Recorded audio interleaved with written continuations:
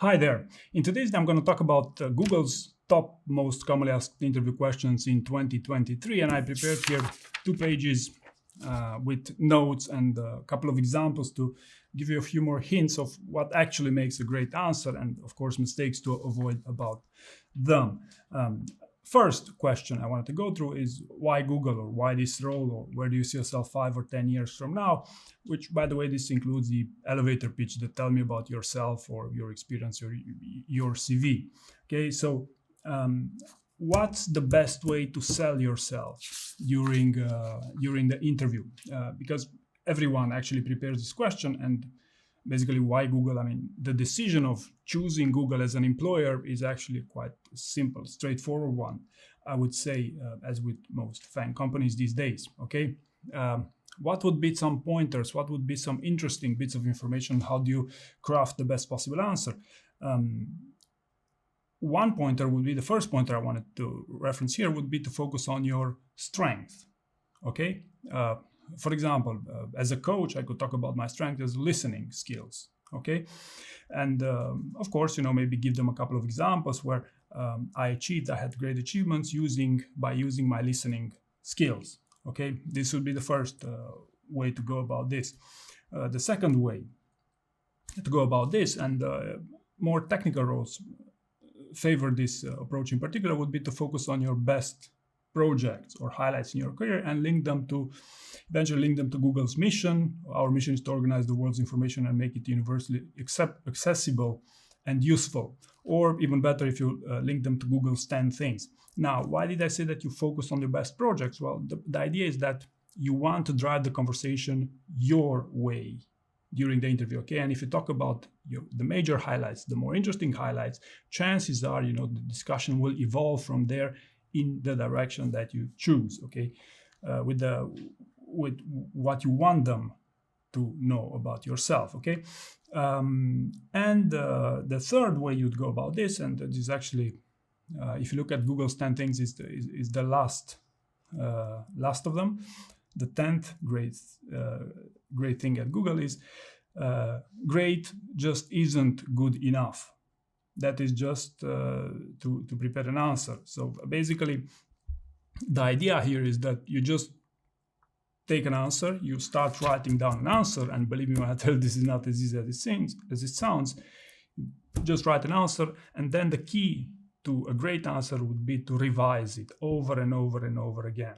Okay, this is something that works with preparing interviews, not just behavioral interviews, but any interview in general. So the idea is just get stuff done. Okay, and by the way, if you don't have anything to start with on the spot, you could even use ChatGPT for your elevator pitch, because it's pretty effective. Why Google elevator pitch or general types of questions, yes, that could be also used as a starting point. Okay, so this is how you would go about your why Google and why this role. Okay, notice here, on one hand, you focus on your strength. We talked about your strength, talked about the main highlights, we talked about Google's 10 things, talked about revisions. These are the key highlights here. Second question, tell me about the past conflict and how you resolved it. Or how do you handle feedback and criticism? Or tell me about the time when you dealt with a difficult coworker and how did you deal with it? Describe your experience when you didn't get along with someone you worked with. Okay, so I mentioned quite a few questions here because I wanted to highlight that these questions are all about conflict.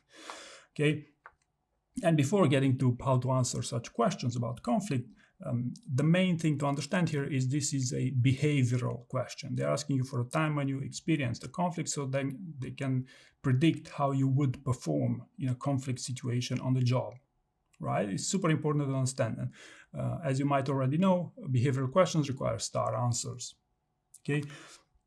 And,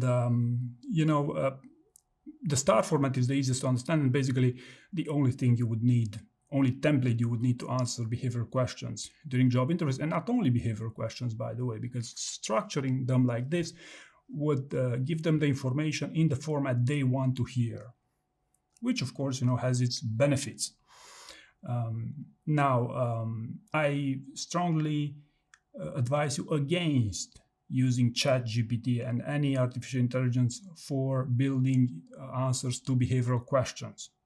The maximum you could do is to get a few ideas here and there for your role. But the moment you start taking ChatGPT too seriously, you're basically done, because your level of quality will be impacted about ChatGPT's answers, which are not the best. I won't get into specific details here because it's not the purpose of the video. Okay. I also made another video. If you want to see the evolution of Google's approach to recommendations how to prepare a behavioral interview, I made other videos on this channel into which I demoed how Google in the past used to advise you to prepare a behavioral interview by simply Googling a couple of behavioral questions and just provide answers to them. And I said at the time, it's not the best approach. And then I made the video the next year highlighting how they actually changed their mind. That's not the best way to prepare a behavioral interview versus first preparing a story bank.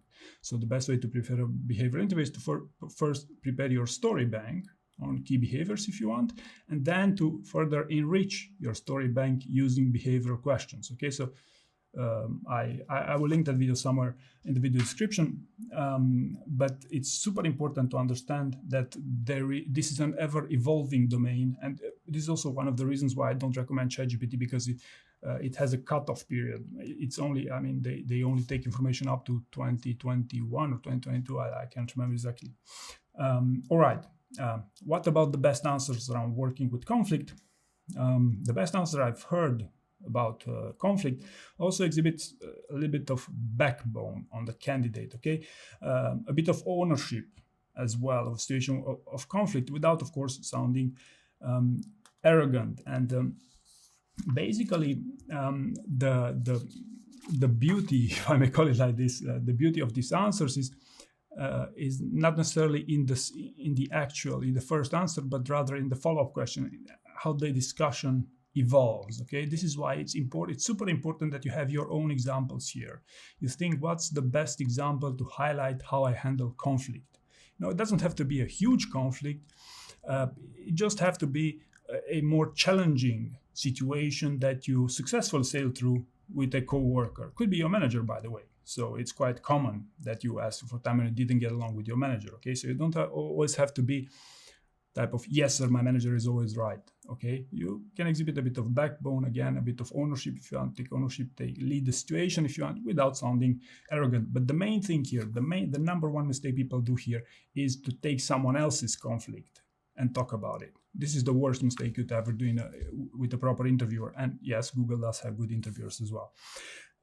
Number 3 most commonly asked interview question at Google in 2023 would be, describe a challenging problem you faced and how you solved it. Or describe an obstacle you had to overcome in a team project. Tell me about the time when you faced with a challenging situation and what was your logic or thought process in navigating through it. Okay, so basically a challenging problem. Okay, so it's not a particularly difficult interview question, if you ask me. It's, by the way, a behavioral question, so you must think of a specific time, a specific project, and you must answering in the star format, of course. Now, what's interesting here is to find a challenging problem you have to solve for your specific role here. So, for example, for a developer, it could be as simple as fixing a bug, or for a director, it could be, I don't know, a complex decision-making process, okay? Or maybe a complex prioritization you have to make, okay? But as with conflict questions, the most common mistakes is maybe not, because with conflict, you take someone else's conflict, that's the biggest mistake. But with a challenging problem, the biggest mistake people do is to talk about challenges they didn't own. Okay, so if you were a small part of a project, but you make it sound like you are a big part of that project, that means you didn't own that.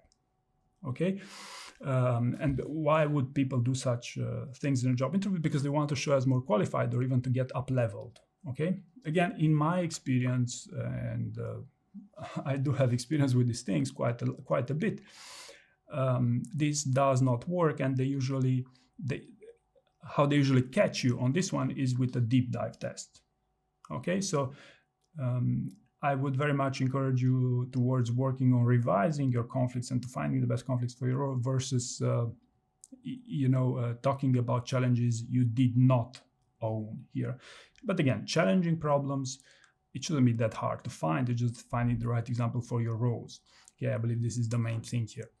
Number 4, more commonly asked question, and this is a big one. How do you handle working in a team or collaborating with others? Or how do you handle motivation in your team? How do you work with difficult teammates? Or tell me about the time when you had a complex situation and needed to coordinate with a team. How do you build trust across teams? Okay, so in my experience, as tracking these questions for a number of years, FAANG companies usually do not ask that many questions around working in teams, except for Google. Okay, one explanation for this would be that Google actually invested a ton of money into researching what makes a successful team, and if they invest a ton of money, you can imagine it's a tough problem to solve. Okay, and to give you an example here, I don't see Elon Musk and Mark Zuckerberg working on the same team anytime soon. Okay, so even if they're geniuses, okay, they cannot get along each other. They don't go along one with the other. But so what makes a great team? As far as I remember, Google wasn't able to crack the code on what makes a great team, but there was a big project. But anyway, with respect to what's in for you here, what makes a great answer for working in teams? What sells best? What makes you the best candidate? What makes you stand out from other candidates in a job interview when answering questions related to working in teams? Well, people who work well in teams are, for example, great listeners. This is a huge one. In my opinion, this would sell best, except if you want to pitch it with something else. Great at supporting others. Okay, supportive team members. That's another super interesting one to develop more on, especially if you have, of course, only if you have something to talk about here, a specific project. Have a positive attitude. Yes, so people used to say that the interviews at Google are more informal experiences and they appreciate the positive attitude. I do agree on the positive attitude, but the informal experience, that I totally disagree with. I believe is the most formal of any possible encounter you might have. It's a job interview after all. But having a positive attitude, yes, sells, if that's you, of course. If that's not you, then don't do it. As simple as that. And really, some of you work for the good as a group, as a whole. Okay, this would be number 4. Okay, so show an example of when you worked for the good as a group or as a whole. Okay, so what's your superpower here, working in a team? And of course, this is a behavioral question, so you must also frame it in the STAR format. But this would be the main pointers I find the most interesting to talk about here. Number 5, what experiences that you have had in the past will help you succeed at Google? Or what were 2 goals that you had and how did you meet them? Or what is the hardest project you worked on? Or describe a system that you recently worked on. Or give an example of the most recent project you completed start to finish. Okay, quick question for you. Why would someone ask you such a question in a job interview? What are they looking for with such a question? Actually, I call these questions as gifts, because it's as simple as that. Tell me about one of your projects, okay? So if I were to translate this question for you, what's your best project to talk about in a job interview? Okay, and the number 1 takeaway you should have here is, first, you must know what's your best project that you want them to really know about you, okay? Not everyone prepares this for a job interview, believe it or not. I mean, you might get distracted about preparing 20 stories to have enough stories, but not prepare enough your best story. Okay, this is a hugely important thing.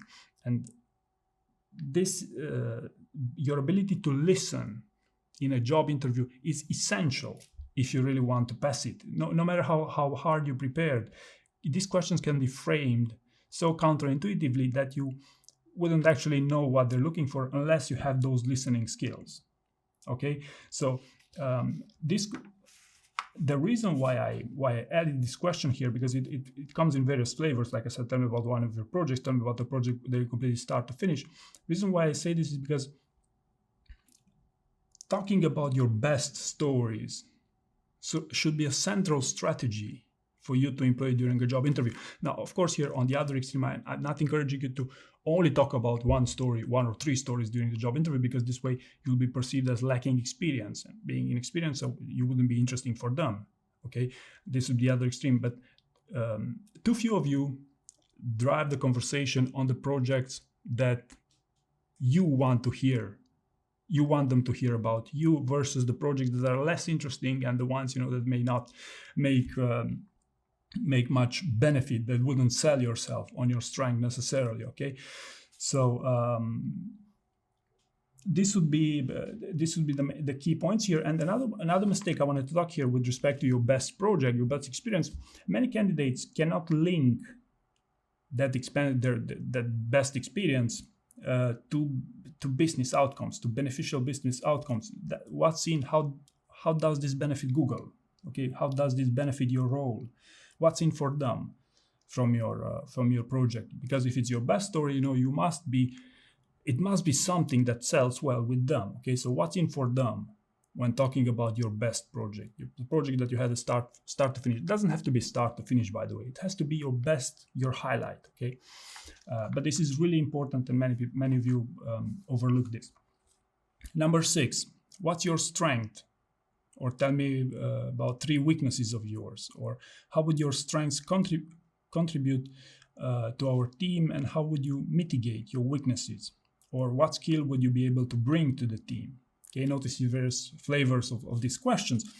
And by the way, I believe the main reason why they started asking for 3 weaknesses instead of 1, because if they only ask you for 1, it will be basically 90% of you would use public speaking. Okay, so maybe find something beyond that as well. So find 3 of them. And by the way, please don't spend the whole day finding your weakness. Okay, that's, I believe, not the best employment of your time either. This is again on the lines. These your strengths and weaknesses should be prepared along with why Google and your elevator pitch, because they are closely linked with your strengths. Okay, so this is when you have to really dive deep and to find that superpower and how to sell yourself best during your job interview. Just one more note for weaknesses. I had a note. Beware of turning a positive into a negative for a weakness. For example, I work hard. Okay, so turning a positive into a negative, that's not a good idea. Number 7, here's a pretty easy one you would enjoy, I believe, answering. What is your favorite Google product and how would you improve it? Okay, they, by the way, also ask this at Apple quite a lot. So again, it's a pretty straightforward question to answer, especially if you prepare it a little bit. If I were to answer it, I'd say definitely it's YouTube, because I both use it to stay connected to news and a bit of entertainment, but also as a content creator, I do HR content that people actually want to consume. Okay, and if I were to give an area to improve YouTube, is to make it work better on Safari on Mac. Okay, but that I believe they also know very well. Number 8, tell me about the project that went wrong. How do you handle failure or setbacks? Or tell me about the time when you failed to achieve your target. What prevented you from meeting it? What was the outcome, and what did you learn from it? Okay. So what is this question? It's a behavioral question, of course, but more interestingly, it's a failure story. Okay, and if you pay attention to how they could frame it, tell me about the time when you failed to achieve your target and what you learned from it. Okay, so basically they would ask you for a failure story, because first, it must be a failure story, and not many people are able to talk about about failure stories unless they prepare them in advance. And second of all, they want to know what you learn from that failure, because if you learn nothing, then chances are you don't learn, so which wouldn't be quite a good sign here. Failure questions are not as commonly used in Google interviews, but they are still number 8 out of around 18 or so. I have other videos in case you're interested in how to go about answering failure stories. I won't insist here because it's a whole strategy here. still in the star format, okay? Number 9, how do you stay updated with the latest industry trends or technological advancements? Where do you draw your inspiration from? So how do you learn? This is the question. How do you learn, okay? Simple answer is multiple sources, okay? This is the most common mistake. You only learn from one source. I know that one guy on YouTube, that's everything you need. No, this doesn't exist. You must have multiple sources to learn from, okay? So ideally, you should not ideally, you should find an experience from when you learned something from multiple sources. You should frame it in the star format, and ideally you could also talk about 3 times when you learned something interesting, okay? This would be a variation, actually an improvement, a great improvement to a star answer, and it would be much better perceived. I can tell you this from experience. Number 10, how do you handle stress in a competitive working environment, or how do you handle pressure? Okay, what makes someone good with stress or with pressure? For example, I believe I handle stress well because I failed quite a few startups. Okay, so this would be something that came to me on the spot.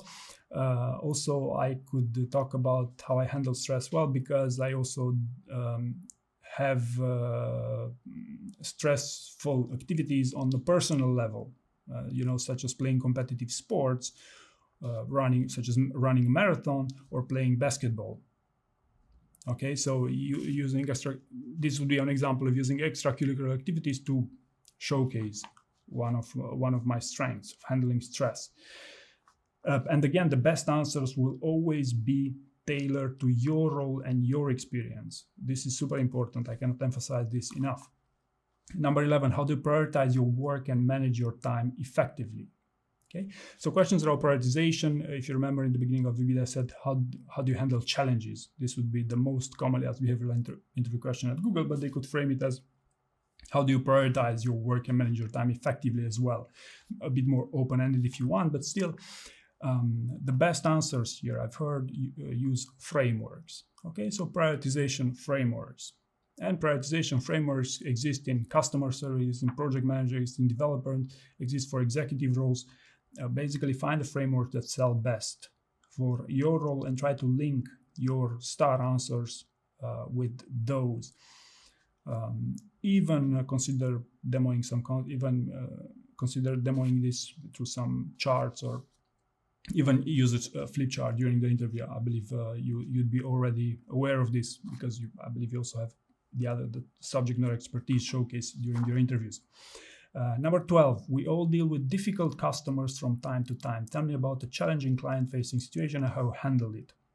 Okay, so customer means different things, different roles. Okay, so for example, a developer is more likely to have more internal customers than external ones.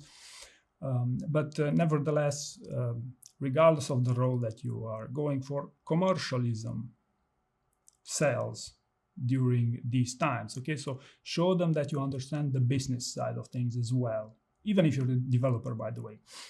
People who understand how the business works and who can convince the interviewer that they understand, they're really good how the business works, are also the ones far more likely to pass these interviews, of course, on the condition that you prepare for it. Okay. Number 13, describe a time when you had to make a difficult decision, or describe to me a situation where you make a decision at work based on what you believe to be the right thing. Okay, again, working in a challenging situation, but this context would be of a decision making, and of course some interesting follow-ups for you here. What was the situation? Did your decision differ in any way to the direction the team was heading in, or was the situation challenging? What were some alternative decisions you considered, and why did you choose them? Okay. What would be an interesting approach to answer this decision-making process? As with prioritization, we're using frameworks. Okay, it's super important that you find frameworks that work best for your specific role and talk about them. For instance, on executive level, you could talk about type 1 and type 2 decisions. Basically, meaning type 1 and type 2, meaning that type 1 could be non-reversible decisions. That means they take a lot of time because they're dangerous, because you cannot reverse them. A wisdom tooth extraction, for instance. And type 2 decisions, which are easily reversible. For example, when you estimate the timeline for a project with ambiguous requirements, maybe it's not worth spending months estimating a timeline where show bias fraction, because you can later adjust. But anyway, the main reason why I said about decisions is because, as with prioritization, as with challenges in general, they answer best using frameworks if you can. Number 14, tell me more in depth about your current work experience, or tell me in depth about one of your projects. Here, really, this is what's all about. What's this? This is a deep dive. Okay, so a deep dive, by this I mean that as simple as this, they ask you to talk about one of your projects, and then they deep dive to deep proof your expertise on that specific project. Okay, I talked about in the beginning of my list about a challenging problem they solve, and the biggest mistake there was people talk about challenges they didn't fully own in a bid, so they show more senior, which doesn't work. Again, it could come as straightforward as this: talk about the project in depth, okay, specifically as this. Then, of course, ideally they would want to listen to your, 5, 10, 15-minute answer, depending on the role, depending on your how comfortable you are talking about this. Where most people fail with these things in diving deep about this project is they cannot remember details about this. They cannot remember metrics, because maybe it was 10 years ago, although it was a great project, you cannot remember all the metrics. How does the interviewer interpret this? If you're lucky and they are not saying that you didn't own the project, then maybe they're saying you didn't prepare for the interview, okay, which could be the case, because if you don't prepare these things, if you don't prepare stories, in-depth stories versus just answering a question, you say, in depth, I know I have that project which I worked, I can talk about it for hours if I want. Yes, but do you remember all the details? Do you remember the key metrics? Most of you cannot, by the way. I know this from experience. Okay, so you must be able to have at least 2 projects you can talk about in depth. Okay, so now challenge yourself to find all the metrics, all the relevant numbers here. Okay, and don't underestimate the importance of showing them that you care about their interview.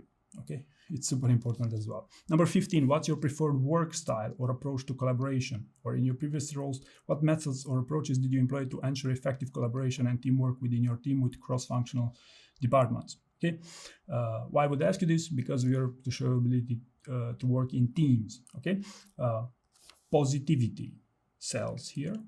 Okay, positivity, googliness and stuff. Of course, a star example of successfully overcoming an obstacle in a team environment, where the team, of course, element was key. And ideally, you'd want to also connect with Google's 10 things. Okay, number 16, give me a time when you went against the status quo. Okay, so time when you exhibited leadership. Okay, so basically, framework here would be you identify an opportunity, you do your research, ask for opinions, and then you sell this to your leadership team. Okay, but again, an example in the STAR format, which exhibits your leadership and ideally your ability to create trust internally inside the team. This is the best way to sell, even during the interview. Okay, if you make them trust you, then it's the easiest way to get the interview. Number 17, tell me about the time when you set and achieved a goal, or how do you meet deadlines? Okay, so why I would ask you this? Because they want to see about your ability to deliver results. Okay, some mistakes here when they're talking about delivery is to fail to deliver, or focuses on the failure, not the learnings. Okay, or talks about excuses instead of focus on the important levers of the delivery, such as an obstacle, a competing priority, communication, or a shortened deadline.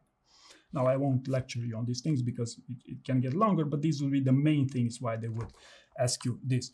And finally, I want to talk about the open-ended question using prepared stories for this. How do you manage your time?